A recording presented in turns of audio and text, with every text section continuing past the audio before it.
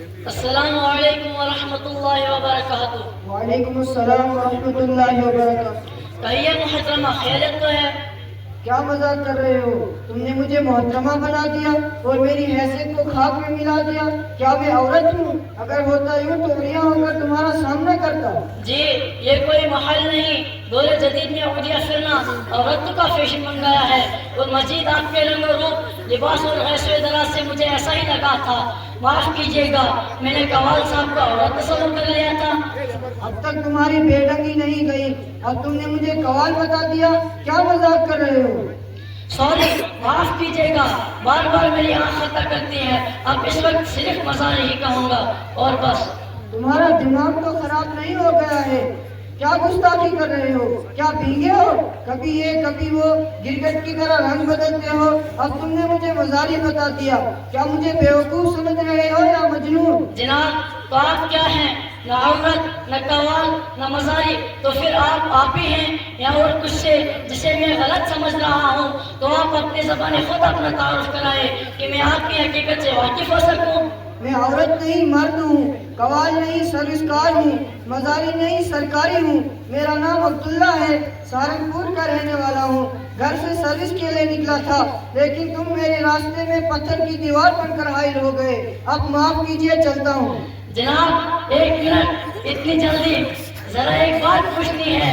آپ نے یہ کیوں اختیار کر رکھی ہے؟ سر پر لمبی لمبی زلفیں، دوش پر ہرے ہرے دوپٹے، جسم پر پینٹ اور شرٹ، چہرہ بالکل آزاد سا، موچھ نہ داڑھی نہ، گھر مکمل غیر اسلامی شکل صورت سے بیٹھے ہو۔ خاموش، تم بہت بدتمیز ہو، بڑھ چڑھ کر باتیں کرتے ہو۔ تم میری حیت کو غیر اسلامی قرار دیتے ہو، جبکہ میں مسلمان نماز روزے کے ساتھ اسلام کے دیگر امور کا بھی پابند ہوں۔ تم نے یہ جرأت کیسے کی کہ میرے سامنے اس طرح کی لب کشائی کرو؟ کیا اسلام اپنے بڑوں کا ادب و احترام کرنا نہیں سکھاتا ہے؟ جی، اسلام ایک مکمل نظام حیات ہے جہاں کو احترام کا درس دیتا ہے، وہی بلغوا عنی ولو آیہ کی تعلیم سے سرفراز کرتا ہے۔ چنانچہ میں نے آقا مدنی صلی اللہ علیہ وسلم کی حدیث پڑھی ہے، من تشبہ بقوم فہو منہم، کہ جو شخص کسی قوم کی مشابہت اختیار کرتا ہو وہ اسی میں سے ہے۔ لہذا بلغوا عنی ولو آیہ کے پیش نظر یہ کہ لب کشائی کی ضرورت ہوئی ہے۔ میں حیران ہوں آپ کی شکل و صورت کو دیکھ کر کہ مسلمان ہوتے ہوئے اسلامی کوئی یونیفارم نہیں، میں امتیازی شان ہے۔ عزیزم، میں مجبور ہوں کیونکہ دفتر میں سارے ملازموں کی حیثیت یہی ہوتی ہے، اور ملازمت بھی اسی کریکٹر پر ملی ہے جسے ترک کرنا گویا رسوائی ہے، اور دفتر حکام کے تانے کو اپنے سر لینا ہے، حتیٰ کہ نوکری سے بھی ہاتھ دھونے کا امکان ہے۔ لا حول ولا قوت الا باللہ۔ افسوس ہے کہ آپ نے غیر مسلموں کے نامانے پر اپنے لباس کو ترک کر دیا ہے۔ لباس کو درکنار اپنی داڑھی بھی باقی نہ چھوڑی، جبکہ تاجدار مدینہ کا حکم ہے وَأَنفُوا رُحَاكُمْ، اپنی داڑھی کو بڑھاؤ۔ نہیں، یہ ملازمتوں کی بات اور آفس کے ملازموں کے تانے تو نہایت کمزور امر ہے۔ غور تو کرو، سکھ بھی بڑے اور چھوٹے عہدوں پر فائز ہوتے ہیں، اور اپنے لباس اور واردی شکل و صورت پر مضبوطی سے قائم ہوتے ہیں، کوئی ان کو ٹیڑھی آنکھ سے بھی نہیں دیکھ سکتا۔ عزیزم، ان ظاہری شکل و صورت کے امتیاز سے کیا ہوتا ہے؟ جو کپڑے چاہے استعمال کرے، جس کریکٹر کو چاہے اپنائے، اصل تو دل کا آئینہ ہوتا ہے، جسے ترک کرنا گویا رسوائی ہے، جسے ترک کرنا گویا رسوائی ہے۔ اور رہی سکھوں کی بات تو وہ ان کا اپنا لباس ہے جو ان میں سے نسل در نسل چلا آ رہا ہے۔ محروم کچھ سمجھ ہے تمہاری الٹی، غربت کو وطن، وطن کو غربت سمجھے۔ اب تک میں آپ کو ایک سروسکار کی حیثیت سے دانشور سمجھتا رہا، لیکن اب پتہ چلا کہ آپ ایک ہاف مائنڈ ہیں۔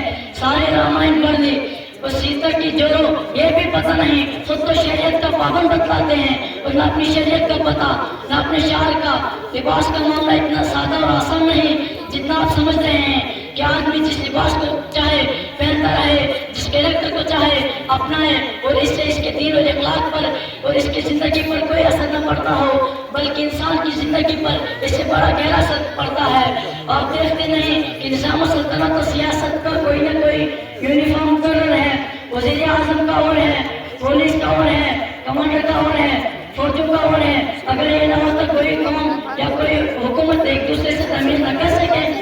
عزیزم، تم نے ایک اہم چیز کی جانب توجہ دلائی ہے۔ اب تک میں اسلامی حیت سے ناواقف تھا، باوجود اس کے کہ میرے دل و دماغ پر ہمچنی دیگر نیست کا پردہ پڑا ہوا تھا۔ تمہاری تقریر نے میری معلومات میں بھی اضافہ کیا اور اسلامی وضاحت اختیار کرنے کا بھی باعث بنا۔